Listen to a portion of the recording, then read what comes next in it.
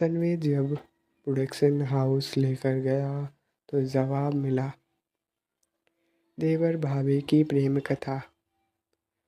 समाज इसे पचा नहीं पाएगा, न दर्शक मिलेगा न मार्केट। कोई हीरो ये रोल नहीं करेगा, बदनामी होगी। पर सनवेद रुका नहीं। उसने कहा, यह कहानी देवर भाभी की नहीं, यह कहानी है मर्यादा, त्याग और सच्चे प्रेम की है। जो इसे नहीं समझ पाए उन्हें फिल्म की नहीं, रिश्तों की ज़रूरत है।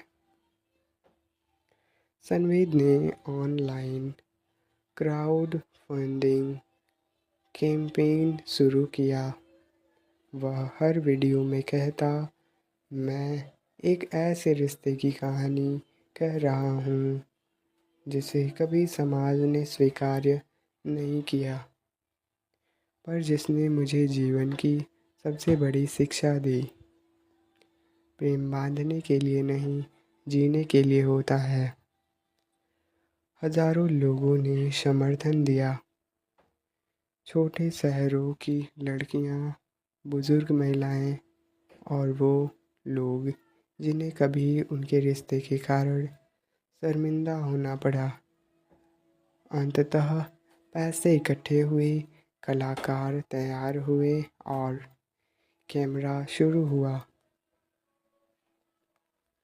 सनवेद ने नानी की पुरानी हवेली को चुना। वहीं पर आरव और संध्या की कहानियाँ पली थी और अब वहीं पर कैमरा घूम रहा था। जब फिल्म का अंतिम दृश्य शूट हुआ, जिसमें आरव संध्या को अंतिम बार परछाई कहकर विदा करता है, तो पूरा यूनिट रो पड़ा। फिल्म का पहला show IFFI international film festival of India में हुआ। क्लाइमैक्स के बाद 5 मिनट तक सन्नाटा रहा।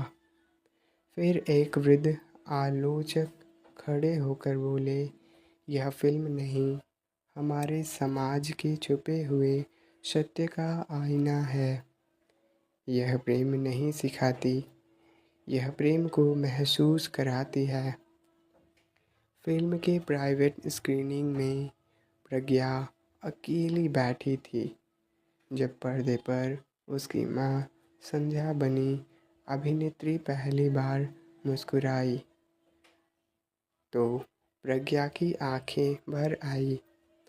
फिल्म के अंत में एक पंक्ति थी, माँ पापा, आप दुनिया को नाम दे नहीं सके, पर मैं आपकी कहानी को अमर कर दूंगा। सनवेद। प्रज्ञा रोई नहीं, बस खड़ी होकर तालियां बजाती रही। परछाई एक अमर प्रेम OTT प्लेटफॉर्म पर रिलीज़ हुई और 3 हफ्ते में 10 मिलियन से ज़्यादा व्यूज़ हुए। लोगों ने सोशल मीडिया पर लिखा, हमारे रिश्ते को भी अब शर्म से बाहर लाने की हिम्मत मिली।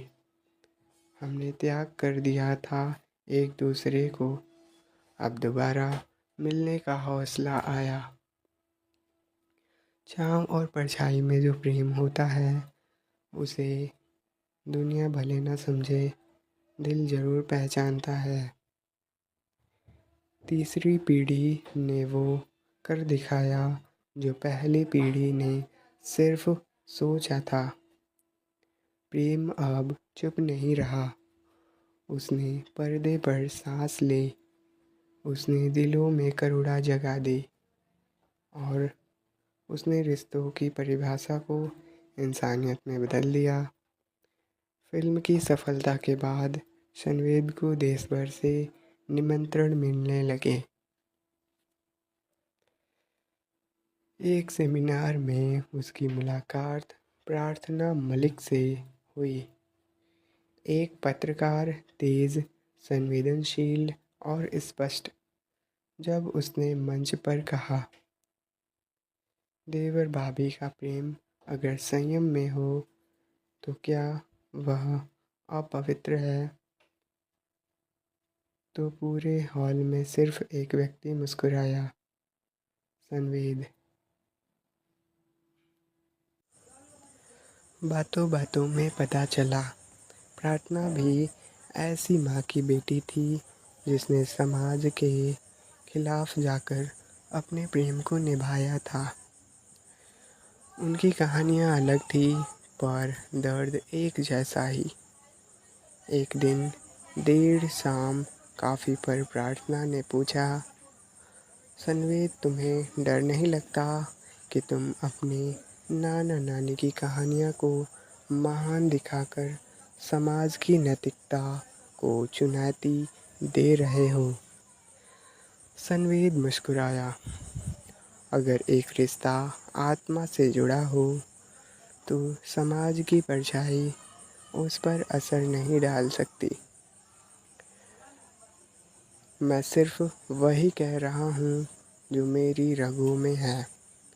उस दिन पहली बार प्रार्थना उसकी आँखों में रुक गई और उसी दिन पहली बार संवेद को संवेदना से प्रेम हुआ।